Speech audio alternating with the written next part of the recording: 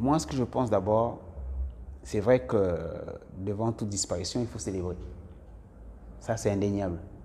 Mais la façon dont on fait les choses aujourd'hui, on a tendance à faire du mimétisme, uniquement faire les choses comme l'Occident nous l'a appris, ou comme l'Occident, entre guillemets, nous l'a imposé. Depuis 15 ans, je ne vois qu'une seule chose, dépôt de gerbes, messe, dépôt de gerbes, messe, recueillement. Or, pour célébrer un être perdu, il faut des œuvres, des actes concrets qui permettent aux générations futures de connaître et de voir ce que l'homme a pu faire. Aujourd'hui, effectivement, si vous allez sur Internet, vous tapez Omar Bongo Nima, on va trouver plein de choses. Mais les jeunes n'ont pas ce temps-là. Les jeunes aujourd'hui n'ont pas ce temps-là, même pas seulement que les jeunes. Personne n'a plus ce temps-là. Parce que la vie, il y a autre chose à faire, ça va tellement vite, il y a tellement de choses à faire que personne ne va chercher cela. Et même si on le fait, c'est juste pour regarder, s'informer, mais ne pas forcément retenir. Or, si on veut valoriser une personne disparue, il faut essayer de la valoriser. C'est-à-dire que les gens s'y intéressent. Et pour que les gens s'y intéressent, la plupart du temps, il faut forcer les choses. Donc, l'une des manières, c'est de mettre ça dans l'enseignement. Si on veut bien connaître Léomba, bien connaître Rogombe ou Omar Bongo, il faut qu'il soit enseigné. Il faut qu'il soit enseigné. Et Abraham Lincoln est très connu aux États-Unis. Pourtant, il est mort il y a des siècles. C'est parce qu'il est enseigné. Donc, il faudrait enseigner. Maintenant, dans la partie célébration de la disparition, il faut revenir aux traditions. Et le cimetière, ce n'est pas une approche bantou. Hein. Chez les bantous, on gardait un ossement ou un ossement souvent dans une boîte qui permettait de savoir qu'il est disparu. Mais avoir un cimetière où il faut aller chaque année, la fête des morts, la fête de sa mort, la fête de son anniversaire, c'est nous ramener à des situations où s'il manque trop, ça peut détruire carrément la famille. Parce qu'il y a des gens qui sont psychologiquement ou faibles d'esprit. Donc la manière traditionnelle est de garder un ossement. Et il est gardé par qui? Par le chef de famille, et uniquement le chef de famille. Tous les autres membres n'ont plus aucune trace. Rien. Même l'endroit où il a été enterré, d'ailleurs on ne faisait même pas les enterrements. Je ne vais pas vous raconter comment ça se passait, mais il n'y a pas d'enterrement. Il disparaît. D'abord, là où on amène son corps, c'était souvent dans une forêt sacrée. Donc, non accessible à tout le monde. Tout ça juste pour dire que quand la personne est morte, elle est morte. Il ne doit pas avoir des traces comme quoi, cimetière, son corps est là. C'est pas bon. C'est pas bon. Personnellement, en 15 ans, j'ai été là-bas peut-être 3 ou 4 fois. Mais cela n'empêche pas qu'il est en permanence dans mon cœur. Bon, déjà pour proposer aux autorités quelque chose, il faudrait effectivement être unis. Je vais parler en général, aujourd'hui, il n'y a aucune famille qui fonctionne. Vous prenez n'importe qui, y compris vous-même, les familles ne se voient plus. On a oublié comment marcher une famille. Parce que l'individualisme est venu, je ne sais pas si c'est l'argent ou les opportunités, l'affairisme, tout cela a fait que les familles aujourd'hui n'existent plus. Et même au niveau de la famille nucléaire, c'est-à-dire père, mère, enfant, c'est très compliqué.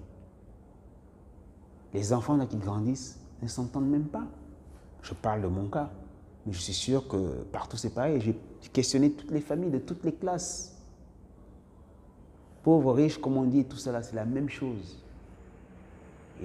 Et aujourd'hui, je ne vois pas qui peut se lever et dire que j'ai une famille organisée. Pourtant, tout le monde pense qu'il y a une famille. Mais qu'est-ce que c'est qu'une famille? Ce n'est pas les liens de sang. La famille à la base, tourne autour d'une communauté, d'une culture, d'une tradition et d'une croyance. Or, tout ça aujourd'hui est complètement explosé. Nos cultures ne sont pas respectées, nos traditions encore moins, la croyance pire. À partir de ce moment-là, tout le monde est perdu. Et là, je parle du sommet de la République jusqu'au plus bas de la République. Je ne vais pas faire des références, mais vous-même, vous voyez de quoi je parle. C'est une vraie catastrophe. Bon, déjà, ce qu'il faut savoir que la culture ne se transmet pas. Elle ne s'apprend pas. Okay? Elle ne se donne pas. Elle se vit et exclusivement dans son environnement. Lui, il l'a vécu dans son environnement. Vous croyez qu'il est quoi? Il est obligatoirement traditionnel. Maintenant, le fait d'être devenu musulman ou peut-être chrétien, ne pensez pas que c'est la société qui l'a forcé à faire cela? Les situations. Par rapport à l'islam, le Gabon est un pays pétrolier. Ben, l'OPEP, même s'il avait une conviction, il peut croire à quelque chose. Mais vous savez, il n'y a pas de limite. Il était peut-être en même temps musulman, chrétien, traditionnel, tout ça en même temps. Mais personnellement, je sais une seule chose, c'est qu'il a attaché beaucoup d'importance à sa tradition. Malgré qu'il soit musulman, chrétien, juif et tout, il avait sa croyance morale qui était basée là-dessus, derrière. Oui. Donc, ce n'est pas forcément exposer sa tradition qui montre qu'on est traditionnel. Beaucoup de charlatans que nous avons là sont des faux traditionnels. Donc, ce n'est pas parce qu'on expose que l'on est. Comme on dit, ce n'est pas l'habit qui fait le moine. Mais personnellement, je sais qu'il était très traditionnaliste. Tous ceux qui ont travaillé avec lui, tous ceux qui ont été proches de lui, ne peuvent pas dire le contraire. Même s'il a affiché l'islam. En tant que père, c'est compliqué. Mais ce que je peux dire, c'est que c'est un monsieur qui mettait le Gabon avant toute autre chose, même avant sa famille. Maintenant, en tant que père, ce que je peux dire, c'est que ce qui lui importait, c'est que le respect du droit de naissance soit respecté. Ça, c'est la grande orientation. Maintenant, évidemment, tout le reste dépendait de nous-mêmes. Aujourd'hui, si certains jeunes se plaignent de ne pas connaître leur culture et accusent les parents, c'est une erreur. Ils ont encore le temps de rattraper. Les lieux sont là, la culture est là devant eux. Je vous ai dit tout à l'heure que la culture ne se transmet pas, ne s'apprend pas, okay? Ne se donne pas, ne s'achète pas. Elle se vit et obligatoirement dans son environnement. Ce n'est pas ici, il faut aller dans son environnement. Ce n'est pas en restant à Libreville. Vous savez, comme dans toute civilisation, il y a les mauvaises et bonnes parties. Dans notre civilisation bantou, la grosse erreur, à mon avis, notre grosse erreur, c'est de mettre que le droit de naissance, il reste jusqu'à la fin. Un. Et que deux, on ne transmette pas ce que l'on a. On garde jusqu'à la mort. Voici nos grosses erreurs. Aujourd'hui, il est question de transmettre tout de suite ce que vous connaissez. Les détenteurs ou les dignitaires les détenteurs de pouvoir doivent préparer qui va le remplacer. Alors, dans nos traditions, ça ne se fait pas. C'est ce qu'il faut instaurer. Et ça, c'est une question de prédisposition ou d'enseignement.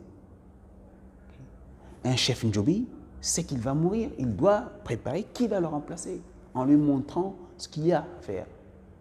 Alors, dans notre tradition, on ne montre pas. C'est l'enfant le plus intelligent, le plus futé qui reste à côté et qui apprend seul. Mais cet enfant-là existait parce qu'au village, il n'y avait pas grand-chose. Mais aujourd'hui, les enfants ont tellement de loisirs, tellement d'activités. Qu'est-ce qu'ils font à côté de là? Si le responsable ne prend pas la peine de dire « Toi, viens, je vais te transmettre », voilà pourquoi on perd. Ouais. Donc l'erreur vient d'abord de notre organisation culturelle. Quand on prend conscience de ça, il faut changer les choses et forcer les choses. Prendre ce que l'Européen a pour se le mettre en place. Il était interdit de filmer, par exemple, tout ce qui est rituelique. Moi, aujourd'hui, dans le Ndjobi, okay, j'ai tout pris. J'ai tout archivé. Et j'ai eu du mal à convaincre, au départ, évidemment, Papa Andjo et tout, qui est décédé. Mais tout, je vais finir par les convaincre et leur montrer que vous ne pouvez pas avoir peur de ça. Quand on dit non, quand on filme, ça n'apparaît pas, c'est faux tout ça. C'est faux. Aujourd'hui, concernant l'Ondjobi, j'ai tout écrit, le livre, sur le rituel. Mais là, je viens d'écrire tout ce qui est contenu, comment ça se fait. Ce que je n'ai pas encore écrit, que je suis en train d'écrire, c'est toutes les feuilles d'utilisation, des feuilles, des différentes recettes qui permettent de voyager dans le temps. Je suis en train de tout prendre et tout écrire. Mais après, ça, je ne peux pas donner ça à n'importe qui. Je donne ça à un successeur. Et j'ai déjà même 2 adjoints. Pourtant, je viens seulement de prendre les commandes. J'ai déjà 2 adjoints.